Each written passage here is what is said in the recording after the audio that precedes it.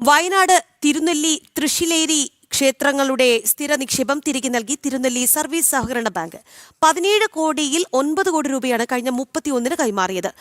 നിക്ഷേപം ദേശസാൽകൃത ബാങ്കുകളിലേക്ക് മാറ്റണമെന്നായിരുന്നു സുപ്രീം കോടതിയുടെ ഉത്തരവ്. കോടതി ഉത്തരവ് പാലിക്കാതിരുന്ന ബാങ്കിന്റെ നടപടി ജനം ടിവി വാർത്തയാക്കിയിരുന്നു. ജനം ഇംപാക്ട് വിവരങ്ങളുമായി PS അർജുൻ ചേരുകയാണ്. അർജുൻ, ജനം ടിവിയുടെ വാർത്ത ഫലം കണ്ടിരിക്കുന്നു. ഒടുവിൽ CPM ധാർഷ്ട്യം മുട്ടുകുത്തിയിരിക്കുന്നു. എന്തായാലും പണം തിരുനെല്ലി സഹകരണ ബാങ്ക് ഏതാണ്ട് പകുതി തുകയേ ഉള്ളൂ എങ്കിൽ പോലും പകുതി തുകയെങ്കിലും ഇവർ മടക്കി നൽകി എന്നുള്ളതാണ്.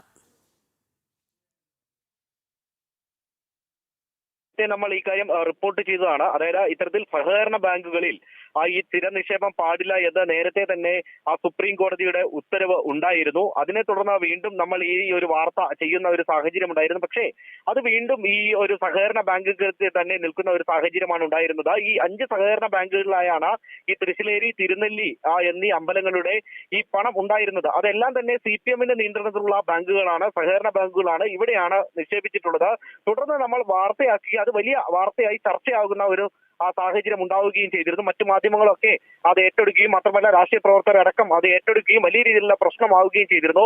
തുടർന്ന് സുപ്രീം കോടതി വീണ്ടും ഇടപെട്ടുകൊണ്ട് ഈ നിശ്ചിത സമയത്തിനുള്ളിൽ ഇത് തിരിച്ചെടുക്കണം, മറ്റ് ദേശസാൽകൃത ബാങ്കുകളിൽ നിക്ഷേപിക്കണം എന്നുള്ള ഒരു ഉത്തരവ് പ്രകടിപ്പിക്കുന്ന ഒരു സാഹചര്യം ഉണ്ടായിരുന്നു. അതേ തുടർന്നാണ് പിന്നീട് തിരുനെല്ലി സർവീസ് സഹകരണ ബാങ്കിൽ നിന്നും 9 കോടി രൂപ ഇപ്പോൾ തിരികെ അമ്പലത്തിന് നൽകിയിരിക്കുന്നത്. 9 നേരത്തെ 8 കോടി രൂപ നൽകിയിരുന്നു.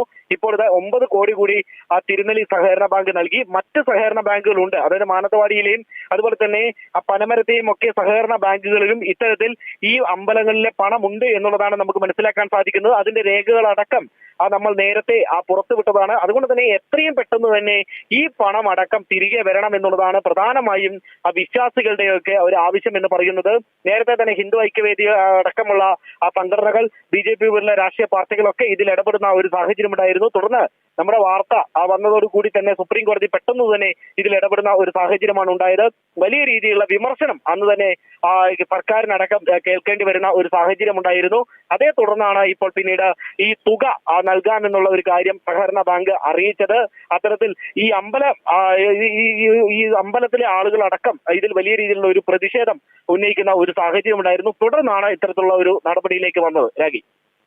അർജുൻ, എന്തായാലും വയനാട് തിരുനെല്ലി തൃശ്ശിലേരി ക്ഷേത്രങ്ങളുടെ സ്ഥിര നിക്ഷേപം തിരികെ നൽകാത്ത തിരുനെല്ലി സർവീസ് സഹകരണ ബാങ്കിന്റെ ധാർഷ്ട്യത്തിനെതിരെ ജനം ടിവി വാർത്ത നൽകിയിരുന്നു. 17 കോടിയിൽ 9 കോടി രൂപ ഇപ്പോൾ കഴിഞ്ഞ 31-ന് കൈമാറിയിട്ടുണ്ട്. നിക്ഷേപം ദേശസാൽകൃത ബാങ്കുകളിലേക്ക് മാറ്റണമെന്ന് സുപ്രീം കോടതിയുടെ ഉത്തരവുണ്ടായിരുന്നു. പക്ഷേ ആ ഉത്തരവ് പോലും അവർ കാറ്റിൽ പറത്തുകയായിരുന്നു. കോടതി ഉത്തരവ് ലംഘിച്ചുകൊണ്ട് ബാങ്കിന്റെ നടപടി ഉണ്ടായപ്പോൾ അത് ജനം ടിവി വാർത്തയാക്കി. ആ വാർത്തയിൽ ഇപ്പോൾ നടപടി ഉണ്ടായി എന്നുള്ളതാണ് പുറത്തുവരുന്ന വിവരങ്ങൾ.